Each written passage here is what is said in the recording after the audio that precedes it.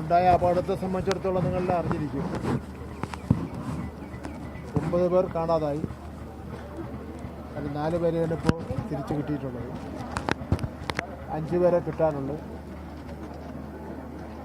അതിനുവേണ്ടിയുള്ള തിരച്ചിൽ എല്ലാ സാധ്യതകളും ഉപയോഗിച്ചുകൊണ്ട് നടത്തിക്കൊണ്ടിരിക്കുക. വിമാനം, അതുപോലെ തന്നെ കോസ്റ്റ് ഗാർഡ്, നേവി തുടങ്ങിയ എല്ലാ ഡിപ്പാർട്ട്മെൻറ്റുകളും വളരെ സജീവമായി തന്നെ ഇതിൽ ഇടപെട്ടുകൊണ്ടിരിക്കുക. ഏതെങ്കിലും നിലയിൽ അവരെയും കൂടെ തിരിച്ച് കിട്ടുന്നതിന് വേണ്ടിയുള്ള പരിശ്രമം നടത്തിക്കൊണ്ടിരിക്കുക. ഇതുമായി ബന്ധപ്പെട്ട 1-2 കാര്യങ്ങൾ പറഞ്ഞിട്ടുണ്ട്. ഒന്ന്, ഇവിടെ മുതലപ്പുഴി പോലെ മണ്ണ് വന്നടിഞ്ഞ് ഇവിടെ ബോട്ട് സഞ്ചാരത്തിൽ തടസ്സമുണ്ടാവണമെന്നുള്ള നിലയിൽ പറഞ്ഞിട്ടുണ്ട്. അതിന് ഡ്രഡ്ജിങ് ആവശ്യമാണ്.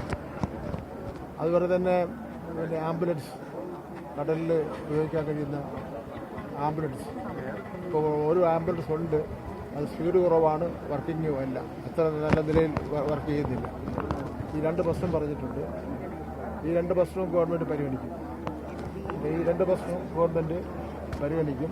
ഡ്രഡ്ജിങ് ചെയ്യാനുള്ള സാധ്യത സംബന്ധിച്ചിടത്തോളം അതിൻ്റെ സാങ്കേതിക വിദഗ്ധന്മാരൊക്കെ ആലോചിച്ചുകൊണ്ട് തീരുമാനമെടുക്കും. ആംബുലൻസിനെ സംബന്ധിച്ചിടത്തോളം അവരുടെ ഡിപ്പാർട്ട്മെൻറ്റോ അല്ലെങ്കിൽ മറ്റേതെങ്കിലും തരത്തിലോ അവർക്കത് ഏർപ്പാട് ചെയ്ത് കൊടുക്കുന്നതിനെ സംബന്ധിച്ചത് ഗവൺമെൻറ് പരിഗണിക്കുന്നതാണ്. ഈ ജാഗ്രതാ നിർദ്ദേശം മറികടന്നുകൊണ്ട് മത്സ്യബന്ധനത്തിന് പോകുന്നത് തടയാൻ പരിശോധന എന്തെങ്കിലും ശക്തമാക്കും തീർക്കും? നമ്മുടെ ജാഗ്രതാ നിർദ്ദേശമെല്ലാം കൊടുത്തു കഴിഞ്ഞാലും അവരുടെ അത് നിയമപരമായി ശരി തന്നെയാണ്. അവരുടെ പട്ടിണിയും പ്രയാസവും ബുദ്ധിമുട്ടുകൊണ്ട് അവർ മരണത്തെ പോലും തൃണവൽക്കരിച്ചുകൊണ്ട് ഇത്തരം ജോലിക്ക് പോകുന്ന ഒരു സ്ഥിതിയാണ് മുമ്പുള്ളത് ഇപ്പോഴുള്ളത്. അത് നമ്മൾ ഈ അവസരത്തിൽ ചർച്ച ചെയ്യേണ്ട വിഷയമാണ്.